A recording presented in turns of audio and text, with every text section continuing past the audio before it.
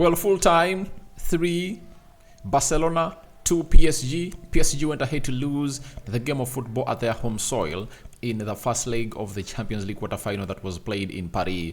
And this was really a very huge moment for the side of Barcelona. And for Xavi himself, he has gone how to speak out on a lot. Raphinha has also gone ahead to speak out. Luis Enrique, former Barcelona manager, now managing the side of PSG, has come out and really speaking or unspoken volumes about this beautiful game of football that's going to happen down. Guys, I tell you what, all the games that went ahead to say in the quarterfinals, played on Tuesday night and Wednesday night, had one thing in common: a goal galore. You know, goals were there in plenty. Remember, in the game of Real Madrid, there were 6 goals. In the game of Bayern Munich, there were 4 goals, and that took the tally to 10. You understand? Then, in the games that were played yesterday, Borussia Dortmund won 3 goals, and PSG 2, Barcelona 3. Those were 5 plus 3. Those are 8. In total, 4 games collected 18 goals. And in the game of football, there is nothing that excites when goals are really in the game, especially when it's not a one-way traffic, when it's a two-way traffic. Because in all these games, no team went ahead to obviously stamp its foot into the semi-finals. I tell you, Arsenal and Bayern Munich, it can go either way. Real Madrid and Man City, it can go either way. Atletico Madrid and Borussia Dortmund, it can go either way. And PSG, Barcelona, it can go either way. Welcome to the Rokani Media Football. Welcome back from Eid, Muslims, right? And those that really went ahead to join the Muslims have a go into that beautiful celebration of Eid. And smash the like button, comment and share. For those watching us for the very first time, endeavor to subscribe to this channel so as not to miss out on stories that we do upload in here on a daily. Rokani David is my name. You can as well call me RD, and it's the 11th of April 2024, and we're here to obviously come up and really bring you the latest news and information as far as everything is concerned. After this video, I'm gonna come up with I think a live session. I'll be talking to you live as we talk Trossard magic, Jesus, and very many more, and how these other people have gone here to give them their flowers. Now, we thank God for the gift of life, and it's really Thursday, and Premier League football is returning, I tell you, on a Saturday. And on the United Matters channel, I'm going to find you that side to really bring you the match preview of Man United versus the side of Bournemouth. Now, who was the first to score? It was Raphinha in the 37th minute. He scored the first goal for Barcelona. Then, first half ended 1-0, and 3 minutes into the second half, Ousmane Dembele came in through and scored against his former side of Barcelona. And then 2 minutes later, Vitinha went ahead to give PSG a lead, and that means Barcelona lost its lead in the 48th minute, and they are really trailing down by 2 goals to 1 in the 50th minute. Now, guess what? Magic. Pedri came off the bench and really went ahead to put in a very inch-perfect assist, you know, and Raphinha went ahead to do justice to it and hit that ball into the back of the net to make it 2-2. Then 15 minutes later, there was a set piece that was delivered. It was a corner, and then Andreas Christensen went ahead to obviously nod that ball into the back of the net to obviously make it 3-2 for the side of Barcelona, and they went ahead to come from that side as the winners. Now, let me show you a little bit of the stats, then I really show you exactly how my narrative was onto that game of football. PSG, 18 shots. Barcelona had 15. That shows you that it was an end-to-end game, you know, end-to-end, attack me, attack you. Very open game. No team was really defensive in that aspect. 6 shots on target by PSG. It shows you that they really had 3 less shots on target on those. They would have gone ahead to register, because they're supposed to register half of your total shots on target. Then Barcelona showed you that they're really clinical. They went ahead to put 7 out of 15 shots on target. Almost half of the total shots at goal were on target. Then 59% ball possession by PSG, 41% ball possession by Barcelona, 563 passes completed by PSG, and Barcelona had 395 passes completed, 88% passing accuracy by PSG and 83% passing accuracy by Barcelona, 14 fouls by PSG and 8 fouls by Barcelona. 2 yellow cards to PSG and 4 yellow cards to Barcelona. We'll need to know who is going to miss out onto the second tie. If not, I'll be letting you know later. 0 red cards issued to either sides, 4 offsides to PSG, 3 offsides to Barcelona, 7 corners to PSG and 5 corners to Barcelona. That's how everything really went out at the stadium where this game of football went ahead to take place. It's known as the Parc des Princes. So that is what happened that side. Now, Raphinha took the day. Raphinha took the highlight of the day, and there is also another guy, young guy, who played in the central defense known as Cubarsi. Cubarsi also went ahead to really take the day. 17 years of age, played in the central defense, and his game by numbers was really ridiculous. And he's going to show us that Barcelona La Masia is not yet dead when it comes obviously bringing in grateful talent that comes in through to obviously grace the world. So Raphinha went ahead to score a brace into that game of football, and recently a lot has not gone ahead to be going on well for him. There are stories linking him to the side of Saudi Arabia, Tottenham Hotspur, and very many others that Barcelona have come out and really put up a price for him. But I think with what he went ahead to do yesterday, he has either sealed his position or his stay at Barcelona, or he has just increased his way out of Barcelona, because Barcelona can now demand a lot of money if he continues to obviously take Barcelona to the semi-finals and take them to the finals and really continue playing well. Maybe Barcelona might really see this as an opportunity to get in 100 million euros from the player to see to it that he takes them to the dream world. So for me, I was excited when I watched that game, and Raphinha went ahead to silence Mbappe. For Kylian Mbappe, he was really off. And let me show you his game by numbers. You're gonna get shocked. Mbappe's game by numbers was really tearful. You know, it was really tearing if you really know the standards at which Kylian Mbappe is. Remember, he came into this game of football when he was one of the top scorers of the tournament, having 6 goals this season in the Premier League. And I tell you what, he had never failed to really register a shot at goal in the last 12 Champions League games. But yesterday, he never had one at goal, and he was ghosting into that entire game of football. 13 times possession lost, like how Kylian Mbappe did in the game of Real Madrid.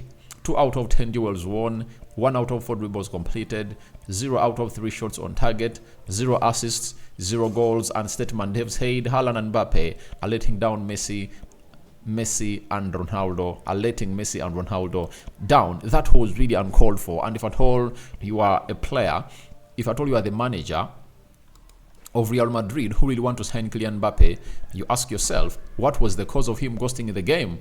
Is his head already in Madrid and he felt like there is nothing for me to play for? I'm supposed to be playing for Real Madrid. I shouldn't be playing for the side of I'm not supposed to be playing for the side of for PSG, and the best way to show them that they should let me go in peace is by ghosting in one of the most important games of the season. Because trust me, if Mbappe raised up to the occasion and it was the Mbappe we know in this game, he would have gone ahead and create something.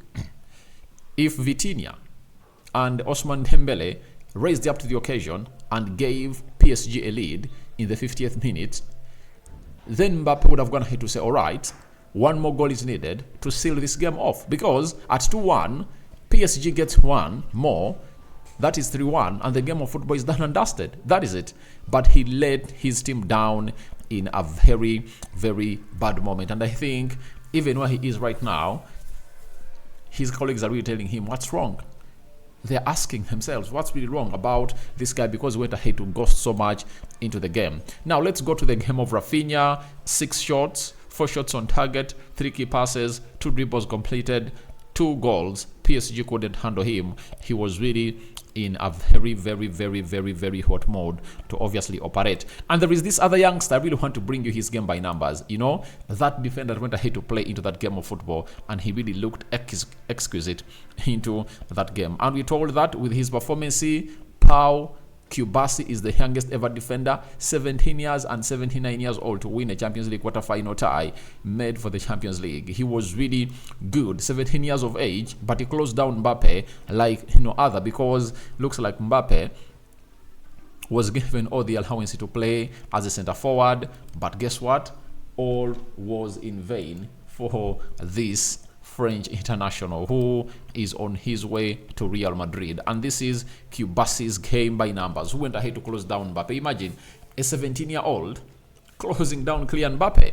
100% tackles won, 87% passing accuracy, 63 touches, 48 passes completed, 3 clearances, 1 block on Mbappe's shot, the calmest 17-year-old on planet. Obviously, he's really good, and when the player comes out to obviously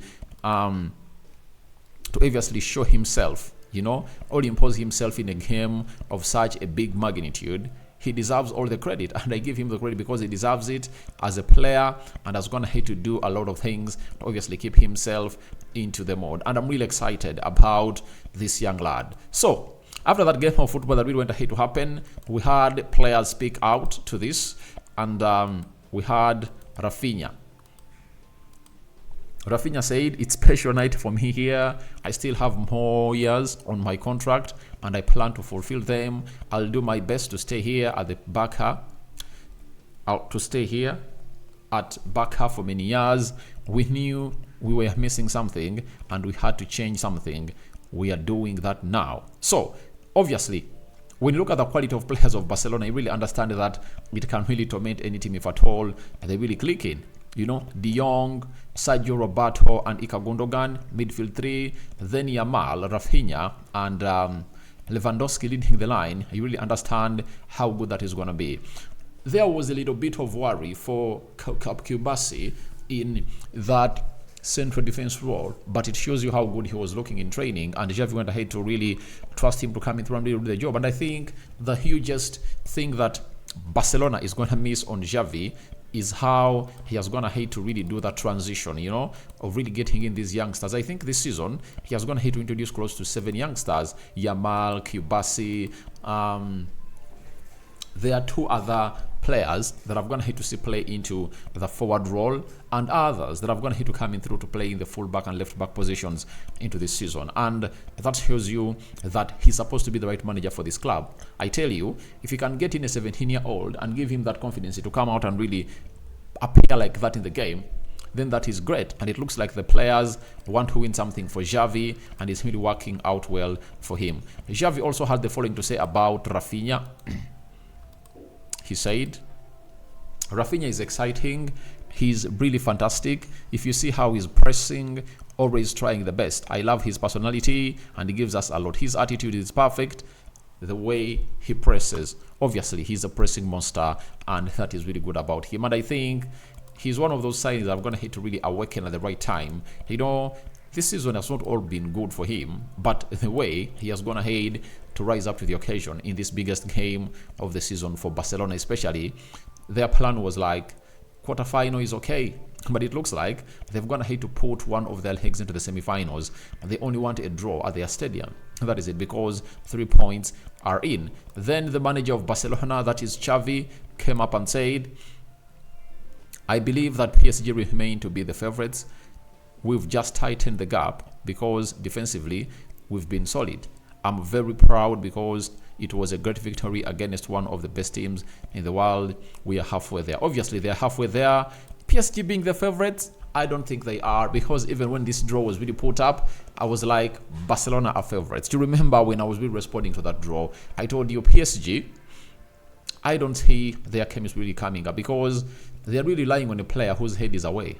Kylian Mbappe, that is the most bad thing of it all, because I tell you, you really have another player in that Kylian Mbappe position. He offers something more than what Mbappe offered yesterday to the side of PSG. So they need to obviously offload him as soon as possible. After offloading him, they get in other players that are willing to obviously come in through and do the job. So I know why Xavi is saying this. He just taking the pressure off his players, because at the moment you tell the players they're favorites to win, maybe it sinks into their heads and they're really complacent into that game. But he's playing the cards very well, giving respect to PSG, and that really acts well for him. Then Enrique, former manager of Xavi at Barcelona, said the second leg will be a final. We'll go to Barcelona to fight. Be confident in my team. Obviously, they have players that can turn around the game. I tell you, they have players that can turn around the game. If Mbappe rises up to the occasion, he can really come and really explode and maybe score a hat-trick on a night. You get? Ousmane Dembele, he can do the same thing. And this is not going to be a new atmosphere for Ousmane Dembele. He has been playing for Barcelona and he knows how to react. But when they are at home, it's hard for them to obviously lose. And they are going to go through. That is it. But anything is possible. But I think on the scale of 100, 80% Barcelona into the semi-finals. PSG need to pull a rabbit out of the hat to see to it that they really register a very huge victory. Now, Borussia Dortmund, Atletico Madrid, Rodrigo de Paul in the 4th minute, then Samuel Lihino in the 32nd minute, and then Sebastian Haller came off the bench and went ahead to score in the 81st minute. But a record still stands. This man has never lost a game in the knockout stages at home. Who am I talking about? I'm talking about the manager of Atletico Madrid, Diego Simeone. 14 shots at goal by Atletico Madrid. Dortmund had 12. 9 shots on target by Atletico Madrid. 4 shots on target by FC Borussia Dortmund. 33% ball possession by Atletico Madrid. We all know they surrender possession, and 67% ball possession by Borussia Dortmund. 321 passes completed by Atletico Madrid. 2 times 649 passes completed by Borussia Dortmund. 77% passing accuracy by Atletico Madrid. 88% passing accuracy by Borussia Dortmund. 10 fouls by Atletico Madrid and 7 fouls by Borussia Dortmund. 3 yellow cards to Atletico Madrid, 2 yellow cards to Borussia Dortmund, 0 red cards to both sides, 0 offsides to both sides, and both sides went ahead to register 8 corners. Now, talking a little bit about this game of football, I think Borussia Dortmund has a chance at, is it the Park something, their stadium. They are really huge, and when you look at the experience they have in their team, it can really shock any team around the world. When you look at the likes of Sabitzer, Matt Hummels, when you look at Jadon Sancho, those players only, Emery Chan is also still there. They can win this game of football. They can really take you to where they deserve to be, and they're having the needed experience to obviously kill off this game. And I tell you, it's not yet done. It's not yet done. They're having Sebastian Haller, who came off the bench and really scored. They're really having very many players. Julian Brandt, Marco Reus. They're really having huge experienced players that can come in through and really turn around that result. But for Diego Simeone, all I know about him is he's going to go there and park the bus. He's going to make it hard for them to score. But the only bad undoing was him conceding 1 goal. If he kept a two goal clean sheet at the Metropolitano, he would have gone ahead to obviously have a very good chance to come in through to play at that side of the side of Germany. But I think he has gone ahead to give them a chance. When Sebastian Haller went ahead to pull one back for Borussia Dortmund, it was like Borussia Dortmund has gone ahead to launch themselves into that level of coming in through to do the needful. So guys, your thoughts onto PSG 2, Barcelona 3, Raphinha silencing, Kylian Mbappe in Paris. are welcome in the comment section below. Who do you think are the favorites to really go through? Is it Barcelona? Is it PSG? Is it Borussia Dortmund? Or is Atletico Madrid in the mix? Next week, by the time now, would have already gone ahead to know who is who and who is going to be where. Out of the Champions League, all into the semi-finals, just one step away to clinch the final. Rokani David is my name. Continue to subscribe because we want to hit 21,000 subscribers before the end of this week, and I know we are going to hit that magic number. Good morning. I sign out for now. See you later. 200 likes on this video is what I'm calling for. Bye-bye.